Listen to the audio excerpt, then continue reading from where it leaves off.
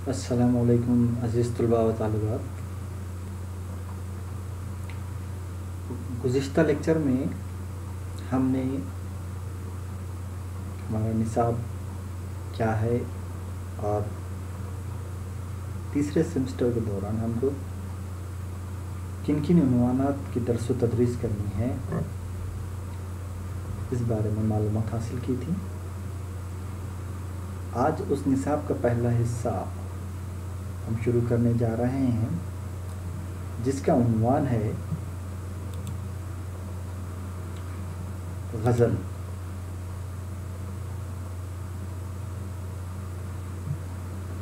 सबसे पहले हमें यह जान लेना ज़रूरी है कि गज़ल किसे कहते हैं, यानी कि गज़ल की तारीफ़ क्या है। अब हम देखेंगे कि जो गज़ल है शायरी की एक महबूब या मकबूल तरीन सिंफ है, उसके बारे में थोड़ी सी मालूमात हासिल करेंगे और फिर उसके बाद जो गज़ल को शुरा निसाब में शामिल किए गए हैं उनका मुताला करेंगे। उमूमन दुनिया के हर अदब में दो किस्म के हिस्से देखने को मिलते हैं, एक नसरी अदब और दूसरा शेरी अदब। नसरी अदब में जिन असनाफ का ज़िक्र आता है उसमें दास्तान, नावल, अफसाना वगैरह। वैसे ही शेरी अदब में जिन असनाफ का ज़िक्र आता है उसमें मसनवी, क़सीदा, मरसिया वगैरह वगैरह।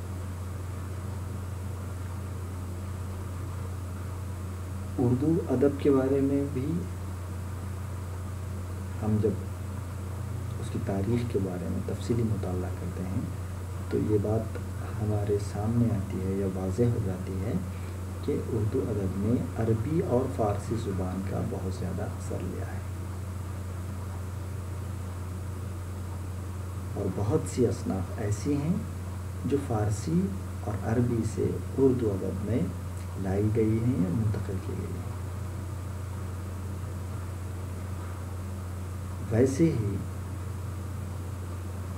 गज़ल जो सिंफ उर्दू में शुरू की गई है, जो अरबी के क़सीदे में कुछ अशआर ऐसे होते थे जिसमें महबूब का सरापा बयान किया जाता था, जिसे तशबीब या नसीब कहा जाता था, उस हिस्से को बाद में गज़ल कहा जाने लगा और उर्दू अदब में यही अरबी क़सीदे की तशबीब या नसीब फ़ारसी से होते हुए उर्दू में मुंतक़िल हुई जो गज़ल कहलाई और उसको उर्दू अदब में उर्दू शायरी की सबसे मकबूल तरीन सिंफ का दर्जा भी मिला।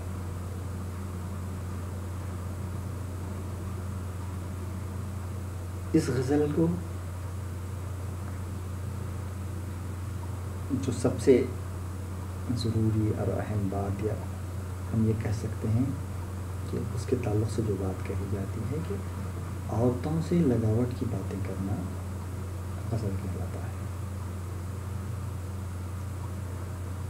गज़ल में इश्क़ और मोहब्बत की बातें की जाती हैं,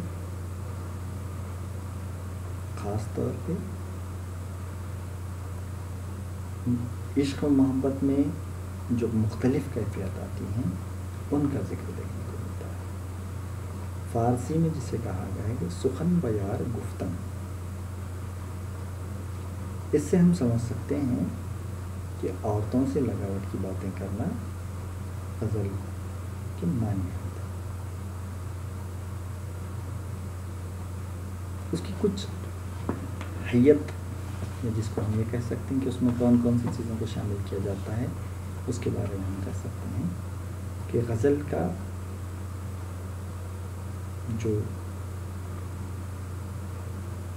शेर है ظاہری ساخت کے اعتبار سے پہلا شعر یا اس کے دونوں جو مصرے ہوتے ہیں وہ ہم خافیہ ہوتے ہیں. غزل کے پہلے شعر کے دونوں مصرے ہم خافیہ ہوتے ہیں جسے مطلع کہا جاتا ہے. پہلے مطلع کے بعد آنے والے مطلع کو حسن مطلع کہتے ہیں. یعنی کہ ایک سے زائد اگر مطلع غزل میں آتے ہیں تو اسے حسن مطلع کہتے ہیں. اسی طرح شاعر اپنا تخلص جس شعر میں استعمال کرتا ہے اسے مقطع کہا جاتا ہے. عام طور پر دیکھا گیا ہے کہ شاعر آخری شعر میں ہی اپنا تخلص استعمال کرتا ہے جسے مقطع کہا جاتا ہے. غزل کے تمام شعر ایک بحر میں ہوتے ہیں.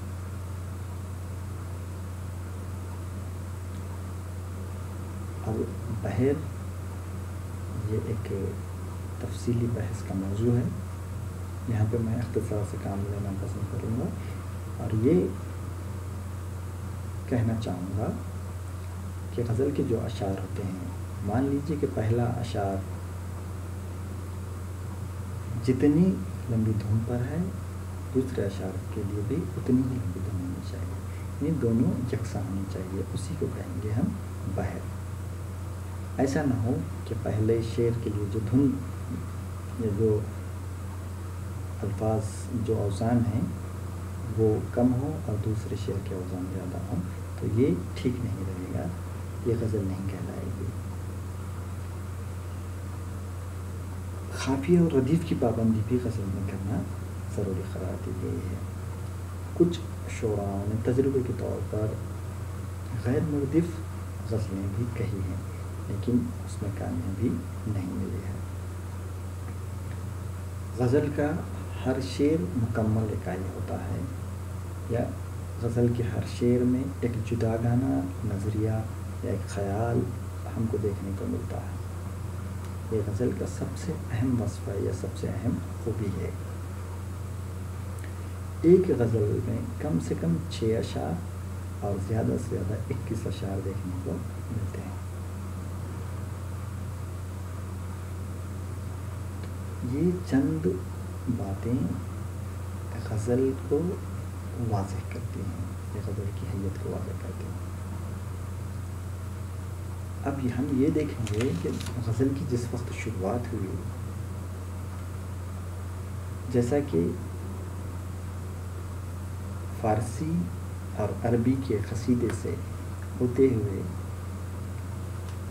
اردو میں غزل کی روایت شروع ہوئی اور جو قصیدے کی تشبیب یا نصیب ہوتا تھا اس میں محبوب کا سراپا بیان کیا جاتا تھا یا اس کی خوبیاں یا اس کی کیفیات، ان سب کو پیش کیا جاتا تھا. تو ویسے ہی اردو میں بھی شروعاتی دور میں اردو کی غزلوں میں جو موضوع پیش کیا گیا وہ تھا عشق و محبت. یعنی کہ اردو غزل میں عشق و محبت کو محوری موضوع کی حیثیت نصیب تھی. یہ جو محوری موضوع تھا اس میں ہمیشہ سے یہ کوشش کی گئی کہ جو شروعاتی دور کے غزل کے شعراء تھے انہوں نے اپنے کلام میں ایسی باتیں پیش کی جو عشق محبت سے جڑی ہوئی تھی. ان عشق و محبت کی باتوں میں مختلف کیفیات تھیں. ملاقات کا ذکر تھا، وصال کی باتیں تھیں، ملنا بچھڑنا، اٹھنا منانا، اور پھر اس کے ساتھ ساتھ جو دوسری اہم باتیں تھیں محبوب یا محبوبہ کی اداؤں کا ذکر، اس کی نازکیوں کا ذکر، اس کی شوخیوں کا ذکر، یہ تمام کی تمام باتوں کو غزل میں پیش کیا جاتا تھا. عشقیہ موضوع پر اگر ہم دیکھتے ہیں تو اردو ادب میں بہت زیادہ غزلیں دیکھنے کو ملتی ہیں. شاید اسی وجہ سے اردو غزل کو اتنا زیادہ پسند بھی کیا جاتا ہے اور لوگوں نے اس کو بہت زیادہ سراہا بھی ہے، اور شاعری کی تمام اصناف میں اس کو اولیت حاصل ہے۔ چند اشعار نمونے کے طور پر یہاں پہ میں پیش کر رہا ہوں، جس سے ہمیں سمجھنے میں آسانی ہوگی کہ لوگ اردو غزل سے اتنا زیادہ متاثر کیوں ہوتے تھے اور اس کو پسند کیوں کرتے تھے۔ میر تقی میر کا ایک شعر ہے، نازکی اس کے لب کی کیا کہیے، پنکھڑی ایک گلاب کی سی ہے۔ یہاں پہ میر تقی میر نے اپنے محبوب کا ذکر کیا ہے، اور اس میں انہوں نے اپنے محبوب کے لب کو گلاب کی پنکھڑی سے تشبیہ دی ہے۔ دوسرا ایک شعر ہے، بات کرنی مجھے مشکل کبھی ایسی تو نہ تھی، جیسی اب ہے تیری محفل کبھی ایسی تو نہ تھی۔ یہ بہادر شاہ ظفر کا شعر ہے۔ انہوں نے اس شعر میں ایک نظریہ پیش کیا ہے، محبت کے دوران جو واقعہ پیش آتا ہے، جو کیفیت آتی ہے، اس کو یہاں پہ بخوبی انہوں نے پیش کیا ہے۔ حضرت موہانی کا ایک شعر ہے، حسن بے پرواہ کو خود بین و خود آرا کر دیا، حسن بے پرواہ کو خود بین و خود آرا کر دیا، کیا کیا میں نے اظہار تمنا کر دیا۔ شاد عظیم آبادی کا ایک شعر ہے، جس سے اس موضوع کو سمجھنے میں اور ہمیں آسانی ہوگی، جفائے یار کا دل کو ملال آ ہی گیا، جفائے یار کا دل کو ملال آ ہی گیا، ہزار دھیان کو ٹالا خیال آ ہی گیا۔ یہ بھی عشق و محبت کی ایک کیفیت پیش کرنے والا شعر ہے۔ اس کے بعد فراق گورکھپوری کہتے ہیں، ذرا وصال کے بعد آئینہ تو دیکھ اے دوست، ذرا وصال کے بعد آئینہ تو دیکھ اے دوست، تیرے جمال کی دوشیز کی نکھر آئی۔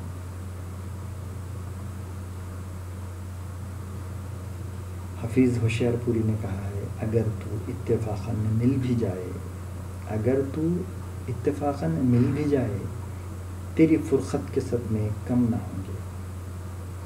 اس طرح سے ان مختلف اشعار سے ہم سمجھ سکتے ہیں کہ مختلف ادوار میں کس طرح سے عشق و محبت کی باتیں، یا جو غزل کا محوری موضوع ہے، اس کو پیش کرنے کی شعراؤں نے کوشش کی ہے۔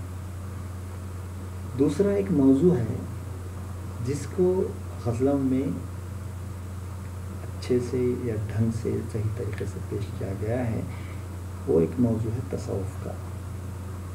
بہت سے صوفیانہ صفت رکھنے والے شعراء بھی گزرے ہیں جنہوں نے غزل کی آبیاری کی ہے۔ ویسے ہی کچھ شعراؤں نے تصوف کے موضوع پر اپنے خیالات قلم بند کیے ہیں۔ یہاں پہ چند اشعار کے ذریعے اس کو بھی ہم سمجھنے کی کوشش کریں گے۔ ناحق ہم مجبوروں پر یہ تہمت ہے مختاری کی، ناحق ہم مجبوروں پر یہ تہمت ہے مختاری کی، چاہتے ہیں سو آپ کریں ہم کو ابس بدنام کیا۔ اس کے بعد دوسرا شعر ہے، ہم آپ ہی کو اپنا مقصود جانتے ہیں، ہم آپ ہی کو اپنا مقصود جانتے ہیں، اپنے سوائے کس کو موجود جانتے ہیں۔ یہ دونوں بھی اشعار میر تقی میر کے ہیں۔ میر حالانکہ عشق کی چوٹ کھائے ہوئے، اور ان کی غزلوں میں زیادہ اشعار جو ہمیں عشق و محبت کے دیکھنے کو ملتے ہیں، چند اشعار صوفیانہ بھی ہیں۔ اس کے بعد حسن پری ایک جلوہ مستانہ ہے اس کا، حسن پری ایک جلوہ مستانہ ہے اس کا، ہوشیار وہی ہے کہ جو دیوانہ ہے اس کا۔ آتش کا لکھا ہوا یہ شعر ہے، جس میں انہوں نے اپنے صوفیانہ یا فلسفہ تصوف کے خیال کو پیش کرنے کی کوشش کی ہے۔ تسلیم لکھنوی لکھتے ہیں، کرتے ہیں سجدے اس لیے دیر و حرم میں ہم، کرتے ہیں سجدے اس لیے دیر و حرم میں ہم، کیا جانیے وہ شوق کہاں ہو کہاں نہ ہو۔ فانی بدامی کا ایک شعر ہے، داد خود نمائی لئے وحدت تمنا سے، داد خود نمائی لیے وحدت تمنا سے، آئینہ طلب فرما کثرت تماشا سے۔ اس طرح سے تصوف کا سلسلہ چلتا رہا، یہ تصوف کی باتیں غزلوں میں دیکھنے کو ملی۔ اور اقبال کا ایک شعر جو تصوف کے موضوع پر لکھا گیا ہے، عشق بھی ہو حجاب میں حسن بھی ہو حجاب میں، عشق بھی ہو حجاب میں حسن بھی ہو حجاب میں، یا تو خود آشکار ہو یا مجھے آشکار کر۔ ان تمام اشعار سے ہم یہ بات سمجھ سکتے ہیں کہ اردو غزل میں تصوف کے موضوع پر بھی بہت سے شعراؤں نے تبادلہ کیا ہے۔ وقت کے ساتھ ساتھ اردو غزل میں اتنی وسعت پیدا ہوئی کہ اس نے دنیا کے تمام موضوعات کو اپنے اندر سمیٹ لیا۔ اردو غزل کا دامن اتنا وسیع ہوا کہ آپ کسی بھی موضوع پر اردو غزل کے ذخیرے میں اشعار تلاش کر سکتے ہیں، ڈھونڈ سکتے ہیں۔ مختلف روزمرہ زندگی کے ہونے والے واقعات یا مختلف قسم کے مسائل، پریشانیاں، خوشی کے موقع، غم کے موقع، ہر عنوان پر ہم کو اردو غزل میں تمام موضوعات دیکھنے کو ملتے ہیں۔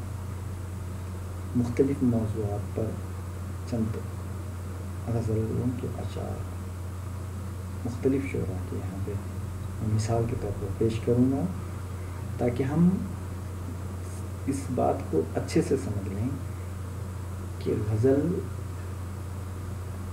میں یا غزل میں جو مختلف موضوعات ہم کو دیکھنے کو ملتے ہیں وہ اس کی ضرورت کے حساب سے وقت کے ساتھ تبدیل ہوتے چلے گئے، اور تمام کے تمام موضوعات جو غزل کی ابتدا میں تھے وہ وقت کے ساتھ ساتھ تبدیل ہوتے ہوتے آج تک جو ہم غزل ملی ہے، آج ہم جو غزل کو دیکھ رہے ہیں، اس غزل تک پہنچتے پہنچتے کئی موضوعات کا ذخیرہ اردو غزل میں موجود ہے۔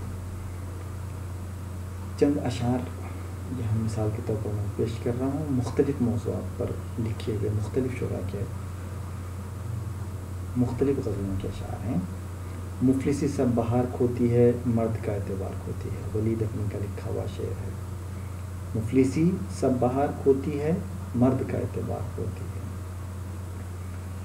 مظہر جانے جانا نے لکھا ہے، یہ حسرت رہ گئی کس کس مزے سے زندگی کرتے، یہ حسرت رہ گئی کس کس مزے سے زندگی کرتے، اگر ہوتا چمن اپنا گل اپنا باغباں اپنا۔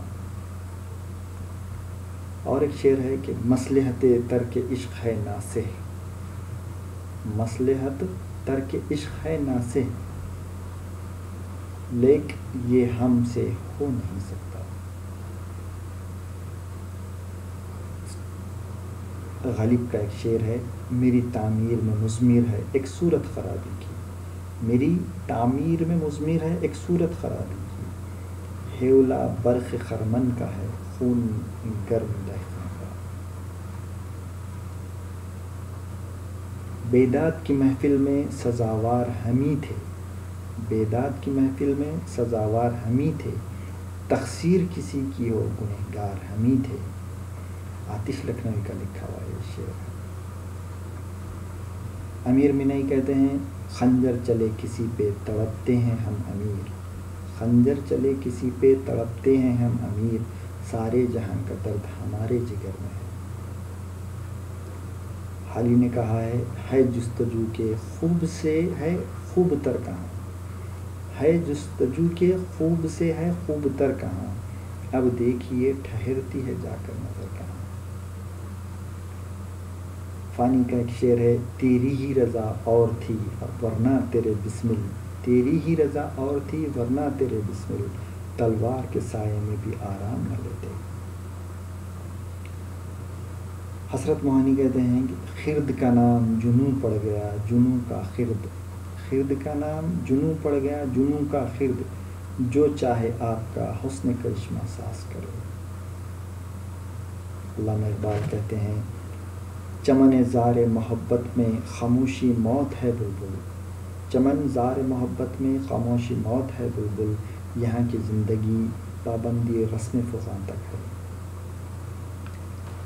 اس طرح سے یہ سلسلہ مختلف موضوعات پر شاعری یا غزل گوئی کا چلتا رہا۔ میں یہاں پہ آخر میں فیض احمد فیض کا ایک شعر کہہ کر اس موضوع کو ختم کرنا چاہوں گا۔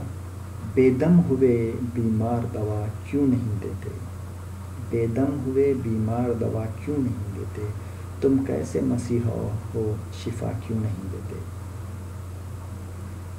ان مختلف غزل گو شعراء کے مختلف غزلوں کے اشعار سے یہ بات واضح ہو جاتی ہے کہ غزل اتنی سخت جام ہے کہ اس میں پوری دنیا کے موضوعات کو اپنے اندر سمیٹ لینے کی صلاحیت ہے۔ اس پر بہت زیادہ اعتراضات کیے گئے، اس کو لوگوں نے اس کی گردن بے تکلف اڑا دینی چاہیے کہا، کسی نے سنداز کی سی بدبو آتی ہے کہا، مختلف قسم کے اعتراضات کیے گئے، لیکن اس میں وہ خوبی تھی کہ اس نے زمانے کی ضرورت کو اپنے اندر سمیٹا، اور غزل گو شعراؤں نے اس سے وہ کام لیا کہ دنیا کی ہر موضوع پر ہم کو غزلیں دیکھنے کو ملتی ہیں۔ اس بات سے ہم اندازہ کر سکتے ہیں کہ اردو غزل کی تعریف، جو غزل کہ ہر شعر مکمل اکائی ہونا، یا پھر قافیہ ردیف کی پابندی کا ہونا، ایک بحر میں ہونا، اور عورتوں سے لگاوٹ کی باتیں کرنا، جو شروعاتی دور میں تھی، اس میں بہت ساری تبدیلیاں واقع ہوئیں، اور مختلف موضوعات اس کے اندر ہمیں دیکھنے ملتے ہیں۔ اور اس موضوع کے تحت ہم یہی سمجھ سکتے ہیں کہ اردو غزل جو حضرت امیر خسرو کے زمانے سے شروع ہوئی تھی، وہ عروج کی بلندیوں پر پہنچتی چلی جا رہی ہے، اور آج بھی اس کا یہ سلسلہ جاری ہے۔ آئندہ لیکچر میں اردو غزل کا آغاز و ارتقاء، اس عنوان پر ہم تفصیلی بات کریں گے۔ شکریہ۔